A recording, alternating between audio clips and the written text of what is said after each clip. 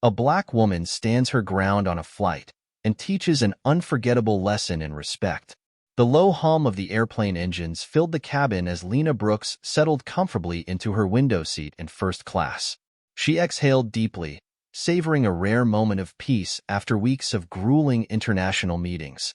The sun was setting, painting the airport tarmac in strokes of gold and crimson. It was the kind of view Lena had come to appreciate, earned luxuries after years of relentless work. Lena, the founder and CEO of a booming technology firm, had risen far beyond the modest neighborhood where she grew up. Her parents had instilled in her a fierce determination to overcome the limitations the world often tried to impose. And she had. She was now a powerhouse in her field. Her seat, 1A, had been carefully chosen when she booked this flight weeks in advance. As she adjusted the leather strap of her bag and slipped her notebook onto the fold-out tray, she allowed herself a brief smile. This trip wasn't just business. It was a milestone, a celebration of years of grit. Everything felt perfect, but Lena was about to be reminded that perfection rarely came without resistance. The sound of brisk heels clicking against the airplane floor caught Lena's attention. She looked up to see a tall woman entering the cabin. Her platinum blonde hair swept into a perfectly styled bob. Her designer blazer and shoes hinted at wealth, and the sharp tilt of her chin screamed entitlement. Following closely behind her was a slightly shorter brunette woman, her demeanor more hesitant. "Can you believe this?" the blonde snapped, her voice clipped. "I'm not sitting in row 3. That's outrageous." The brunette replied softly, "I'm sure it's a mistake, Melinda. They'll fix it." The blonde, Melinda Thompson, ignored her companion and continued down the aisle with a huff. She stopped abruptly beside Lena's seat, looking down with a mixture of irritation and expectation. "Excuse me," Melinda said, her tone laced with condescension. Lena looked up calmly, offering a polite, "Yes?" "There's been a mistake," Melinda said, gesturing dismissively toward Lena's seat. "This is clearly my seat. I'm a Premier Diamond member, and I always fly in 1A. Lena arched a brow. "There's no mistake," she replied evenly, holding up her boarding pass. "This is my seat." For a brief moment, Melinda faltered, but her determination returned quickly. "You must have booked it last minute," she said with a sneer. "You'd be more comfortable in business class. I'm sure the airline will sort this out." Lena's expression didn't change, but her voice carried a quiet steel. "I booked this seat weeks ago. I'm exactly where I'm supposed to be." The tension between them thickened as Melinda's face darkened. She turned sharply to a passing flight attendant. "Excuse me," she snapped. "There's been an issue with the seating. This woman," she waved toward Lena without looking at her, "is in my seat. Fix it." The flight attendant, a young man named Alex, stopped, startled by her tone. He glanced between Melinda and Lena, clearly uncomfortable. "Let me check," he said diplomatically. Lena remained composed, handing over her boarding pass. Alex scanned it quickly and nodded. "I'm sorry, ma'am," he said to Melinda, "but seat 1A is correctly assigned to Miss Brooks." Melinda's jaw tightened. "That can't be right. I always get 1A.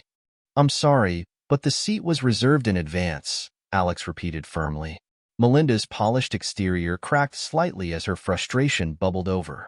"You don't understand," she said sharply, lowering her voice as if to keep the matter private. "I'm a Premier Diamond member. I shouldn't have to sit in row 3. She can move." Lena's lips quirked into a faint smile, though her eyes remained steady. "She is not moving." The flight attendant, now visibly flustered, glanced back at Lena. "Miss Brooks, would you mind switching to another seat? Perhaps 2C? It's still in first class." "No," Lena said simply, her voice calm but final. "I booked this seat. I'm staying here." Melinda scoffed audibly, shooting Lena a withering glare. "Are you seriously going to make a scene over this?" Lena tilted her head slightly, studying Melinda as if she were a particularly perplexing puzzle. "I'm not making a scene. I'm sitting in the seat I paid for." Melinda's frustration erupted into indignation. "Do you even know who I am?"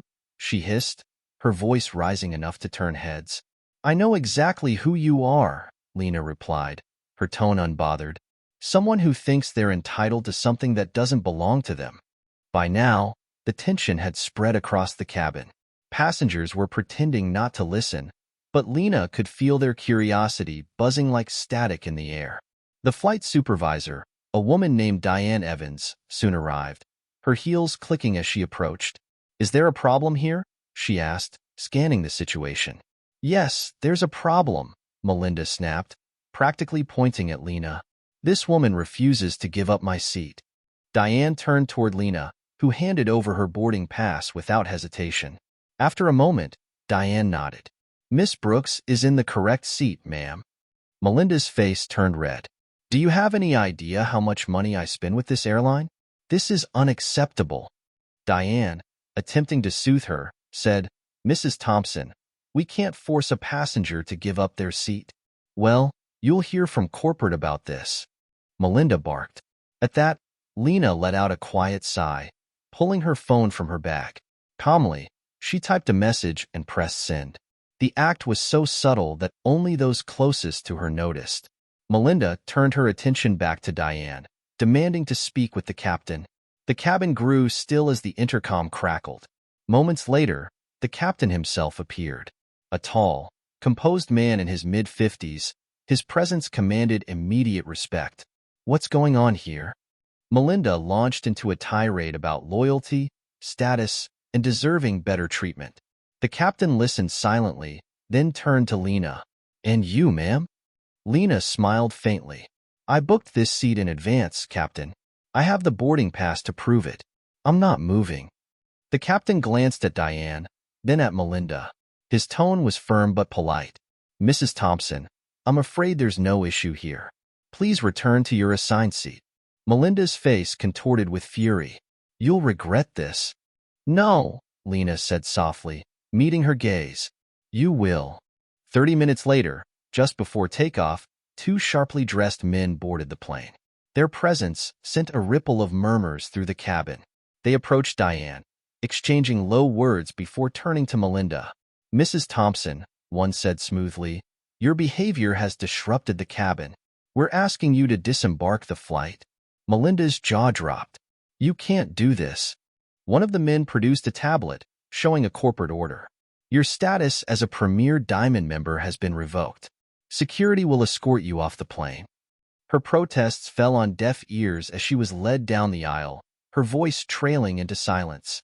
As the cabin doors sealed shut, the plane finally began taxiing toward the runway.